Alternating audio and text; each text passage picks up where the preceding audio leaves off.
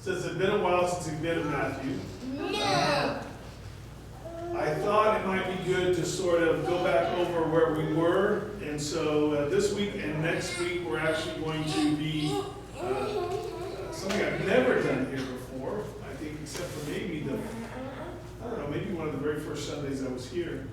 I preached an old sermon. But we're gonna preach the last two sermons in Matthew again, okay, to sort of bring us back up to speed where we were, so we don't jump right in fresh, kind of cold without any background. So if some of this sounds familiar to you, that might be why. And of course, if you're like most people, okay, and this is not an insult to anybody, it's just the facts of life when it comes to sermons and other spoken word and instruction. Most of us within 2 weeks, we've already forgotten what was in that sermon. Okay, as far as the details, you know, a lot of times we retain the ideas or the thoughts or these things, and they change us, but we've forgotten some of the details. So let's go to Matthew, the 27th chapter. We only have the rest of this chapter and one more chapter left in Matthew. Okay, and then we're going to be done. Matthew 27, and we're going to begin with verse 15. And I put a typo in here. We're going to go all the way through verse 26. And so it's the journey of the cross, revisited, I called it. What shall I do then with Jesus? Okay? And then we're going to also continue that as the subject next week as we go further into the 27th chapter. So Matthew 27, beginning with verse 15. At the festival, the governor's custom was to release to the crowd a prisoner they wanted. So to just remind you, we've gone through all of Matthew, Jesus' birth and his temptation and his teaching and his confrontation with the Pharisees, the betrayal, the Last Supper in the Garden of Gethsemane, the betrayal by Judas, his arrest, his appearance before the Sanhedrin, and now he is before Pilate. At that time, they had a notorious prisoner called Barabbas. So when they had gathered together, Pilate said to them, "Who is it you want me to release for you, Barabbas or Jesus, who is called Christ?" For he knew it was because of envy that they had handed him over. While he was sitting on the judge's bench, his wife sent word to him, "Have nothing to do with that righteous man. For today I've suffered terribly in a dream because of him." The chief priests and the elders, however, persuaded the crowds to ask for Barabbas and to execute Jesus. The governor asked them, "Which of the two do you want me to release for you?" "Barabbas," they answered. Pilate asked them, "What should I do then with Jesus, who was called Christ?" And they all answered, "Crucify him." Then he said, "Why? What has he done wrong?" But they kept shouting all the more, "Crucify him." When Pilate saw that he was getting nowhere, but that a riot was starting instead, he took some water, washed his hands in front of the crowd, and said, "I am innocent of this man's blood. See to it yourselves." And all the people answered, "His blood be on us and on our children." Then he released Barabbas to them, after having Jesus flogged, handed him over to be crucified. As I said, we've gone over this passage before. But this is probably not only the second time you've heard a sermon with the title, "What will you do with Jesus?" or "What will you do with Christ?" or "What will I do with Jesus?" I can't count the number of sermons I've heard with that title based around this passage. But there's a good reason for so many messages to address this question, because it's a universal question we all have to ask ourselves. Both saved and lost, saint and sinner, okay, both unregenerate and regenerate men and women, we all have to ask ourselves this question. Because the lost need to ask themselves, what are you going to do with Jesus? What are you going to do with him? And the saved, we're like, well, we've already received him. Okay, now what are you going to do with him? Okay? So it's a universal question. What shall I do with Jesus? What shall you do with Jesus? What will we do with Jesus? And we're going to go through this entire passage, but in the end it all comes down to that one question. And as we begin with that question, so we'll end with that question. Let's go back over the passage. At the festival, verse 15, the governor's custom was to release to the crowd a prisoner they wanted. At that time, they had a notorious prisoner called Barabbas. So when they had gathered together, Pilate said to them, "Who is it you want me to release for you, Barabbas or Jesus, who was called Christ?" For he knew it was because of envy that they had handed him over. For some reason, down through the years, two characters in the crucifixion story I've watched as Christian culture and the culture at large have tried to change their character and soften them. One is Judas, okay, and the other is Barabbas. It's become somewhat politically correct for people to paint Barabbas as some sort of zealot, okay, some sort of insurrectionist, a freedom fighter for the Jewish people. And the problem with that is when we do that, it lessens the impact as to why the Jews would choose him over Jesus. Because if they saw Jesus as more of a troublemaker and Barabbas more as a freedom fighter, then they wanted, Jesus had already made it pretty plain, he wasn't here to free them from Rome. He was here to free them from sin. So what was probably in that culture and at that time, what was their biggest desire was to be free from the yoke of Roman bondage and the yoke of Roman authority. And so if that's the case, then appealing, offering the two, Barabbas for many would be more appealing. Okay? But the reality is that's just not true. Barabbas was not a politically motivated zealot. He was a thief and a murderer. He was a brutal criminal, and he had been hated by the people. Okay? Very few times in recent history, I would say in my lifetime, has the nation ever looked forward to seeing somebody condemned, right, to death. Okay? Possibly, and I don't even know for sure because I didn't really research it, possibly Timothy McVeigh, who was the mastermind and orchestrator and main culprit in the Oklahoma City bombing. Maybe the vast majority of people in the nation were glad to see that happen, but for the most part, we don't see that. And yet, Barabbas, the Jews were probably very much looking forward to the individual. Barabbas was a criminal of the worst kind. And that is exactly why Pilate made them choose between Jesus and Barabbas. Because Pilate didn't want to put Jesus to death. Not because he was a follower of Christ, but simply because he knew Jesus was innocent. So he thought to himself, listen, I'm going to put this man who I can't find anything wrong with, and who really, I know that's just trumped up charges. And over here, I'm going to give him the option of the very worst that we've got. Okay?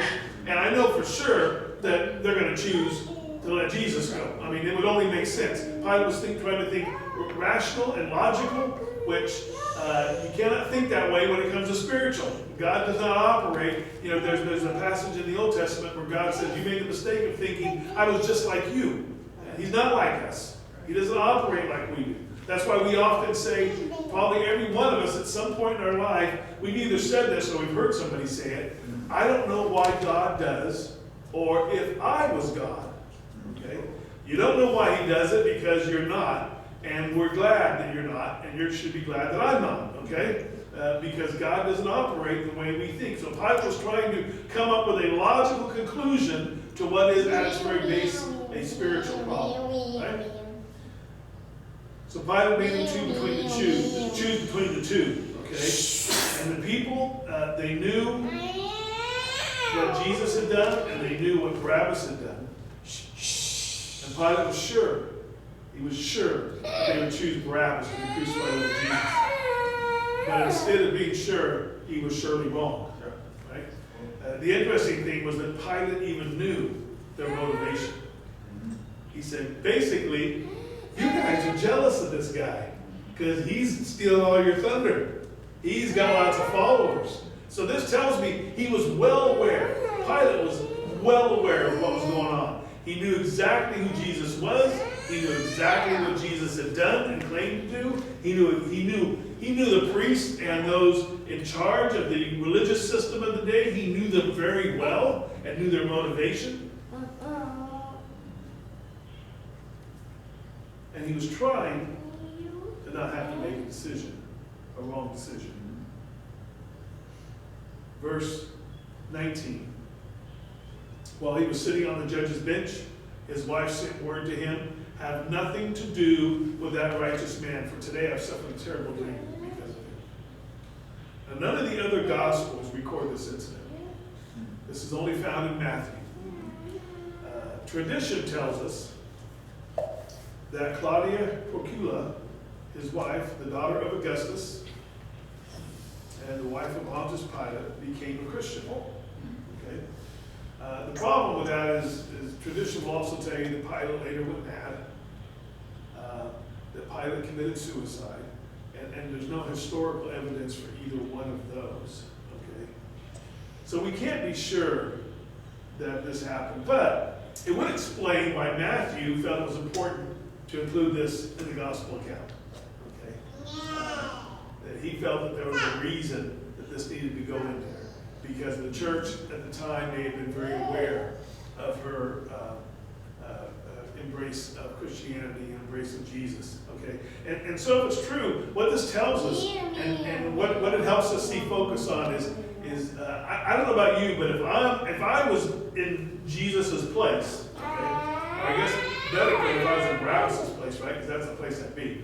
But if I was up there being condemned and I was up there facing, my judgment was coming, all this here, who am I going to be most concerned about? I'm going to be most concerned about me, okay? I'm going to be focused on me. Now, if I have a family, a wife, and kids, I might obviously be concerned about them.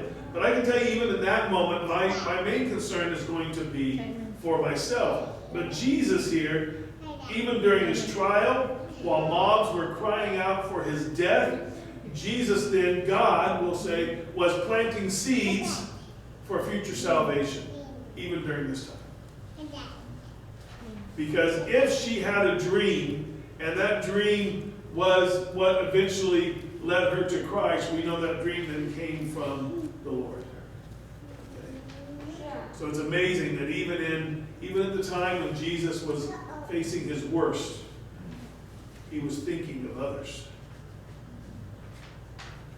Verse 20, the chief priests and the elders, however, persuaded the crowds to ask for Barabbas and to execute Jesus. Nothing could be more eye-opening, I think, than this verse at this particular time in our nation. The chief priests and the elders, they were loud. Okay? And there was a crowd. Okay? Why was there a crowd? Well, first of all, there's a couple reasons why there was a crowd. Number one, crucifixions were meant to draw a crowd. They were staged to draw a crowd. And so to have this trial publicly like this, there would be a crowd probably no matter what. A lot of people would show up, zealots would show up because they didn't like Rome having authority over Jews. The religious leaders they're showing up, right, because they're the one bringing the charges. But there's probably a lot of people in that crowd that Jesus helped. We know that when we read, what do you read in the Gospels over and over again? He healed, he drove out demons, he healed, he did miracles, he walked on the water, he multiplied the fish, he multiplied the fish and the bread, he made the great call of fish from the disciples. Over and over again. Okay, we see this. So if there's a great crowd, there's people in that crowd that have had their life changed in a good way by Jesus. It is inconceivable but that there would be none of the people that Jesus touched that way. But what happened? The crowds were persuaded by the chief priests and elders. It's telling you that the crowds would not have done this on their own. I think in a lot of the not the protests, but the riots that we see going on in city after city in our nation, I'm thinking a lot of those people would not be doing what they're doing if it wasn't for the voices of the ringleaders.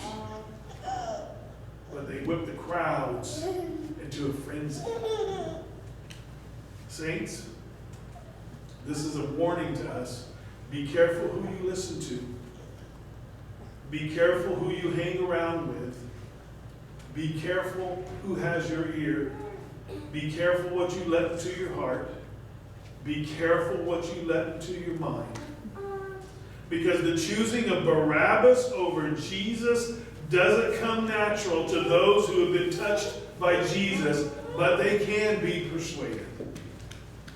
Scary. Very scary. They can be persuaded. Verse 21, the governor asked them, which of the two do you want me to release for you? Barabbas? They answered. Isn't it interesting? He'd already asked them the question. Pilate asked them, what should I do then with Jesus? In other words, he's trying to get them to think. So what should I do with Jesus, who's called Christ? What should I do with Jesus, your Messiah, is what he's actually saying. Okay? And they said Barabbas. Choose Barabbas. They chose Barabbas over Christ. I could not help but think about my life. And when I make statements like this, believe me, I've gone over them in my mind in reference to myself before I ever think about anybody else. And I honestly do not think of anybody in particular, but I think of Christians in general often when I think this way. We think this is really horrible, and it is, right? I mean, how could you choose Barabbas over Christ? And then I thought to myself, who or what is my Barabbas? What have I chosen over Christ at times? What have I said yes to things that Jesus would have had me say no to?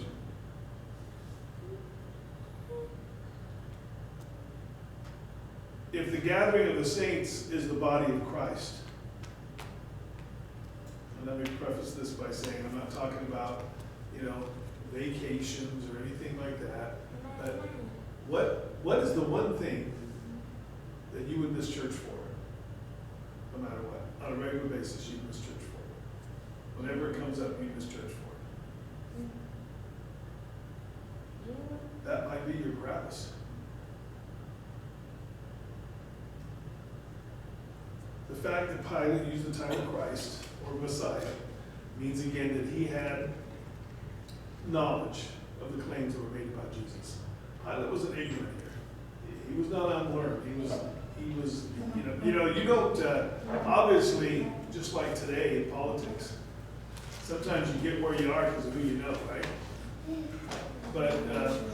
But people who are just flat out stupid don't usually go very far in politics. Okay? I'm not saying that people are like, I don't know about that. I'm not saying that I don't think that some politicians are dumb. Okay, I think they make some really dumb choices, but that doesn't mean they're not sharp. Okay, doesn't mean they don't know how to play the game. Okay, all right. And you don't get where Pilate does not get. Obviously, he may have. I don't know the whole history of Pilate. I've read some, and maybe he was appointed out of favor. Oftentimes, that's how they did things. But you don't get where you are without knowing what's going on. Okay, and while Pilate made some mistakes, he was very aware of the Jewish culture around him by this time. He didn't just show up the week before the crucifixion as the leader over Judea, okay? So he knew, he had knowledge of what the claims were about Jesus. He had knowledge of the inner workings of the Jewish faith. He was not an ignorant leader thrust to the middle of the drama that he knew nothing about. He was aware of Jesus. He was aware of the Jewish faith. And then it says, as they all answered, crucify him. So the guilty man goes free while the sinless one is convicted.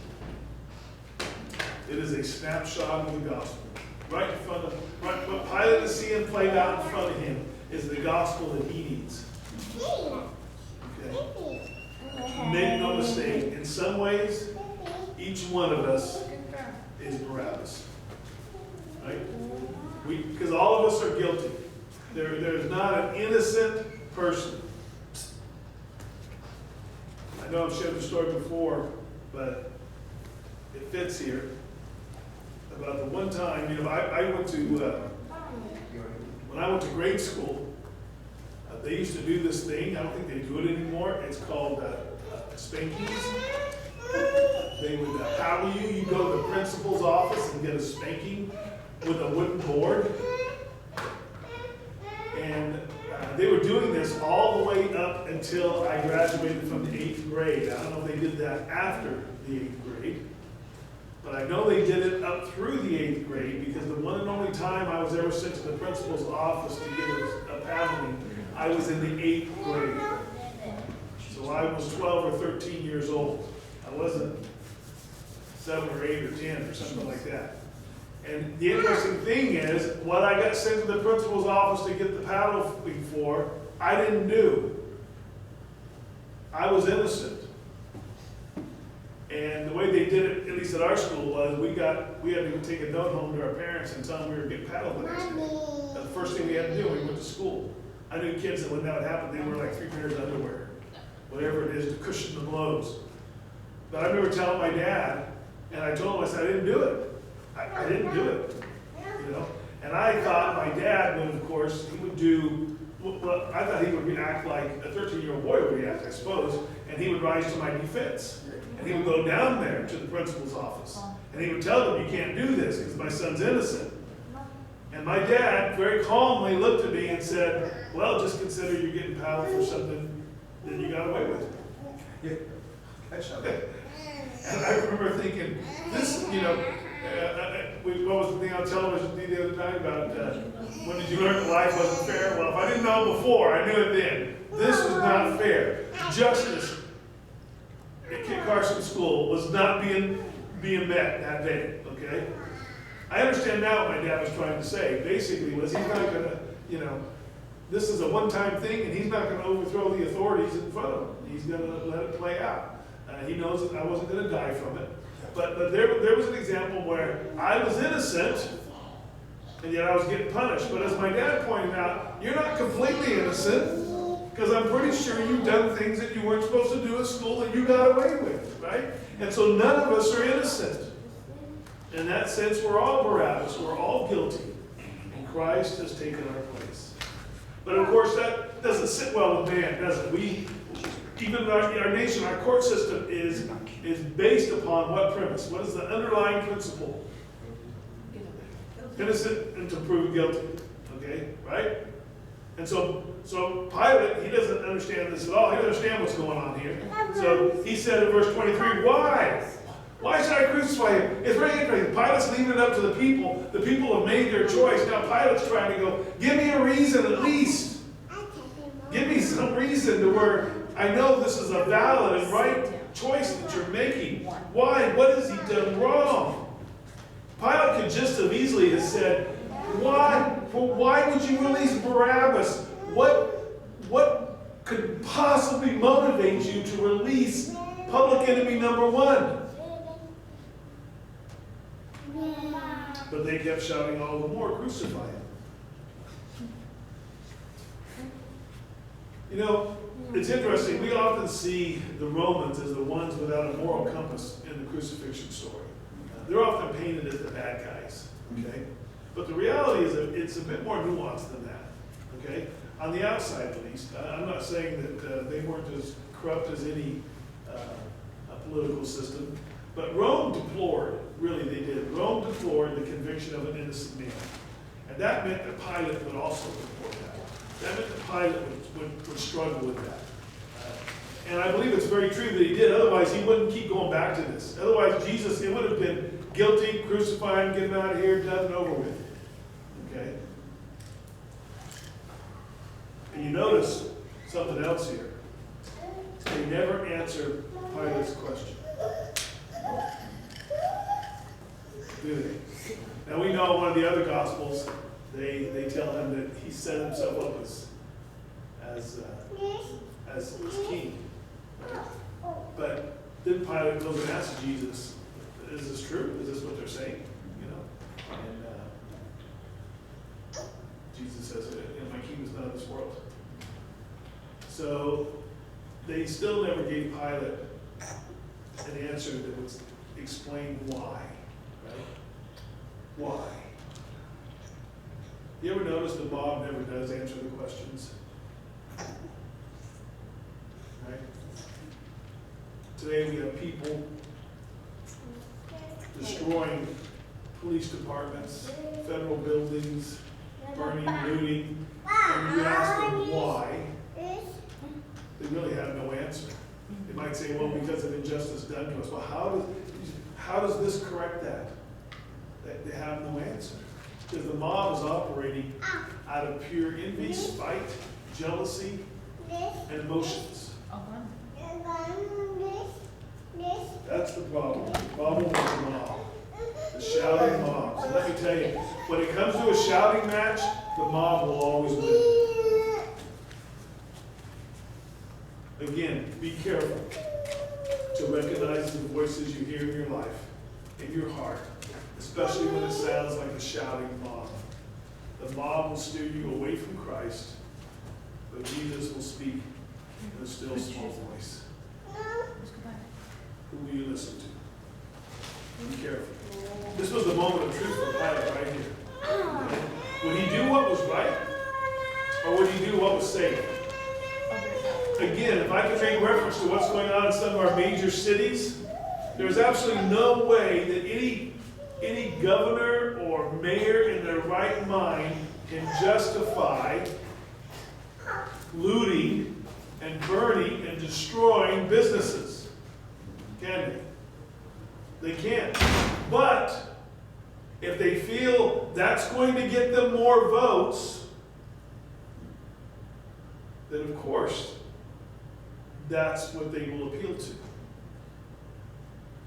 Pilate chose what was safe. He chose what was the easy road to follow at first, to follow the crowd, and to be politically correct.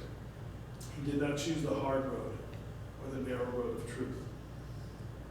You know, this is the problem with terminology that is used in our culture today. If you love me, you won't judge me. If I love you, I must judge you. If I love you and I know you're doing wrong, I must tell you.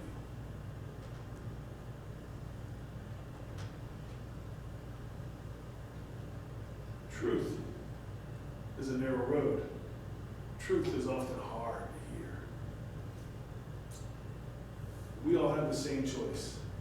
It's not always easy to be a follower of Jesus. I'll tell you that right now. If you think following Jesus is like, I'm going to follow Jesus because it's like I just jump off the top of the slide and slide all the way down and it's just going to be a nice little trip along the way, then somebody sold you something that's not true. Or you've not been following Christ for very long. It's not always easy. It is most definitely not always comfortable. And I tell you, one thing's for sure I think is going to take place in this country in the months and years to come. And that is, we talked about the parables of the wheat and the chaff before, and about how the weeds grow up with the tares, and that the workers come along and said, should I pull the tares out? And they said, no. Jesus told the parable, don't leave the tares there because you might pull out the wheat too. We'll just, when it comes time to harvest, the wheat and the tares will be separated. Okay? Well, I have a feeling that for the church and our culture, we're about to experience what the church has experienced down through history all around the world, and that is persecution. And it'll separate the wheat from the chaff in the church. It really will. It's not always comfortable to follow Jesus. It's not always polite. When I hear people talk sometimes about, well, I don't think Jesus would behave that way. There's a meme that's gone around Facebook where somebody says, next time somebody says you need to act more like Jesus, remind them that pulling out a whip and throwing over tables just might be what's called for. Following Jesus is not always going to be polite. It's not always going to be pretty. But it's always right. It's always right to follow Jesus. When Pilate, verse 24, when Pilate saw that he was getting nowhere. In other words, basically what Pilate's saying is, this is not making any sense. Okay? I can't persuade them of logic. And this is why I think it was Anna, John, who told me about Greg. Is it Greg Kuko? Or how do you say his last name? Coco? Okay. That guy, I mean, if I could have a sliver of the way he retains knowledge and presents apologetics, boy, I'd be extremely grateful. I think apologetics are great. I think it's good for us to give a defense for the faith. Okay? But I will tell you this, nobody will ever be argued into the kingdom of God. Nobody will ever, you will never be able to present and convince somebody, I shouldn't say present, because you can present it, but you'll never be able to convince somebody to come to Christ out of logic. Okay? It is a supernatural thing. It is a spiritual thing. Okay? It is conviction by the Holy Spirit. The Holy Spirit draws people.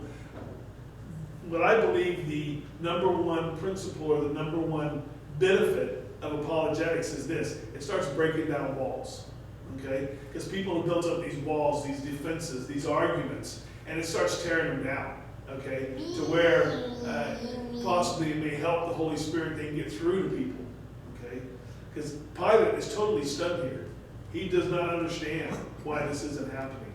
He has presented he has presented what would be, you have a choice here. There is an obvious, without any doubt, a logical choice to make. And not only do they not make the logical choice, they can't even explain why they didn't make the logical choice. There is nothing logical about what has happened here. So when Pilate saw that he was getting nowhere, but that a riot was starting instead, he took some water, washed his hands in front of the crowd, and said, I am innocent of this man's blood. See to it yourselves. I find it interesting that Pilate claims innocence of Jesus' blood. Let me tell you, Pilate is just as guilty as you and me. Okay?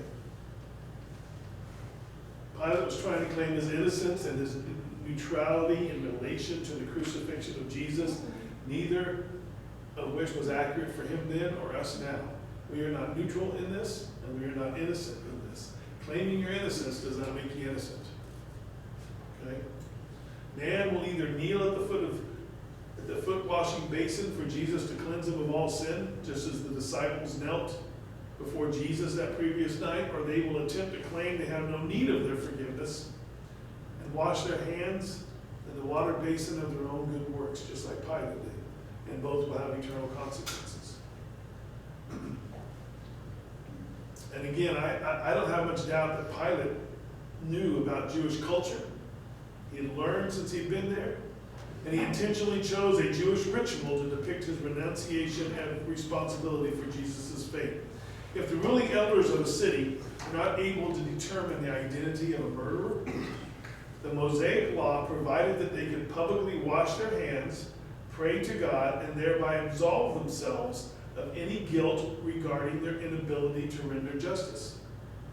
Pilate was most likely using a modified form of this Jewish ceremony. He was appealing to them on the basis of their own laws.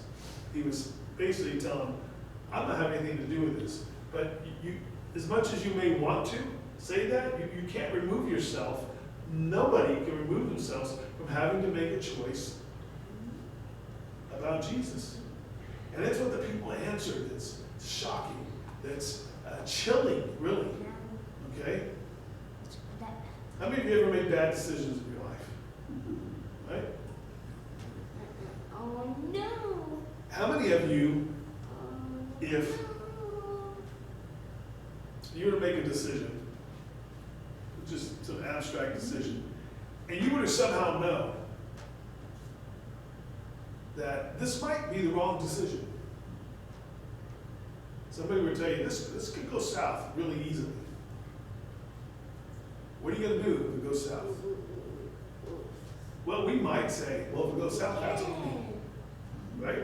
I mean, most of us would probably take responsibility for it. Well, you know what? I don't think so, but if it does, I guess it goes on me. But that's not really what they said here. They said, you know what? You could be innocent. They basically told Pilate, you're innocent. He's not. But as far as they're concerned, we agree. We absolve you of the guilt of this. And they said, his blood be on us. Well, that's one thing. But then they said, and on our children. How many of us would do that? How many of us would say, well, all right, you know, if it goes south, it's on me and my kids. Me and my kids will pay for it. No. We understand the concept of it being on us, but we would, I don't think anybody here would say, and on my kids, and on my kids. That's what they did. Of course, this didn't absolve Pilate of guilt, but you know what it did? It proclaimed for all time the people's acknowledgement of their own guilt. They said, let his blood be on us.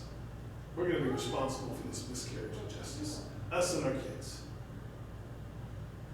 They soon forgot this assumption of their guilt, though. It's just a few months later, in Acts 5:28, they rebuked the apostles for holding them accountable for Christ's blood in Acts 5:28.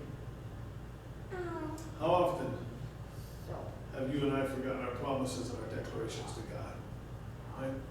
How many times have we promised we'll never do it again? How many times have we promised from here on out, God, I'm going to do this. This is what I'm going to do.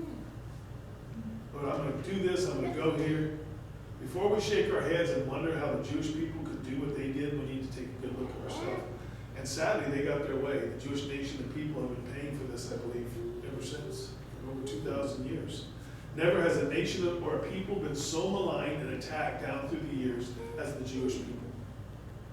Both the existence of the nation of Israel as a state, a country, and the attack of the Jews by people of every race, creed, color, and social standing down through the years are both proof of the truth of the scriptures. Most of us would cringe at that statement, though, that they are willing to kill an innocent man, knowing Jesus was innocent, and willing to take his blood on them, and then include their children as well. And then I think of my own children and the compromises I often let into my life. I think of my stance against certain things and then how I allow those things to enter in. Because sometimes I like the package they came in or with. And without a doubt, my decisions, my compromises, my betrayals, my denial, my choosing of my own personal Barabbas over Jesus has had an impact on the lives of my children. It's probably the same can be said for you and yours. Much like the Jews at the time, though, when I made those choices, I didn't think of it that way. I don't think they really thought that through. And so we get to the end, and he released Barabbas to them, and after having Jesus flogged, handed him over to be crucified. So the decision was made, and the choice was final. What would Pilate do with Jesus? We know, don't we? We know what Pilate would do with Jesus. Reject him, flog him, and then crucify him. That's what Pilate, when he was asked, what will I do with Jesus? That's what he would do. Pilate allowed weakness, fear, position, and pride to override what he knew was the right thing to do. Saints of God, this morning, as we wrap this up, children of the Father, my brothers and sisters who are born again, fellow heirs with Christ, children of the King, what will you, what will I, what will we allow to override what we know is right? What is it that we will allow in our lives to override what we know the Lord is calling or instructing us to do? I have a quote from John MacArthur about this. He says, quote, despite the accusatory verbiage of that tragic night, it was not really Jesus who was on trial, but the rest of the world. The Jewish religionists condemned themselves as they viciously demanded his crucifixion. The fickle multitudes condemned themselves as they mindlessly went along with their leaders. Herod condemned himself as he mocked the King of Kings.